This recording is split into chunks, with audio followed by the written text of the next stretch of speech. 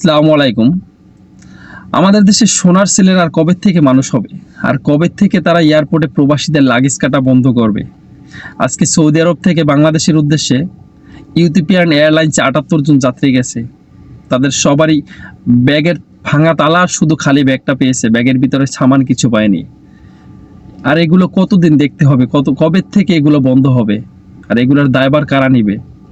আর আপনাদের এই সুন্দর কাজটি আজকে সৌদি টাইমসে নিউজ হয়েছে, তো প্রশংসনীয় বিষয়।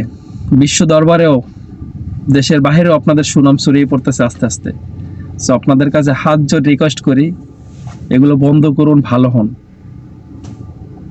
আর আপনাদের কাছে প্রশ্ন রেখে গেলাম যে এগুলোর দায়ভার কারা নিবে, আর কতদিন এরকম চলবে। আর আপনাদের জন্য পুরো ভিডিওটি দিয়ে গেলাম। তাদের লাগেজ কাটার পরে প্রবাসীদের আহাজারিগুলো একটু দেখে নিন। এগুলো দেখার পরও কি আপনাদের মনে একটু মায়া লাগে না, একটু দয়া লাগে না?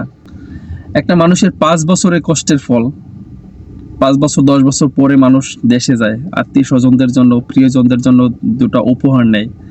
এগুলো আপনারা এয়ারপোর্টে সর্বশান্ত করে দেন তাদেরকে। আপনাদের স্বার্থে পুরো ভিডিওটা দিয়ে গেলাম। ভিডিওগুলো দেখেন, দেখার পরে দেখেন আপনাদের একটু মায়া লাগেনি। আর সম্পূর্ণ ভিডিওটি দেখে যাবেন আশা করি।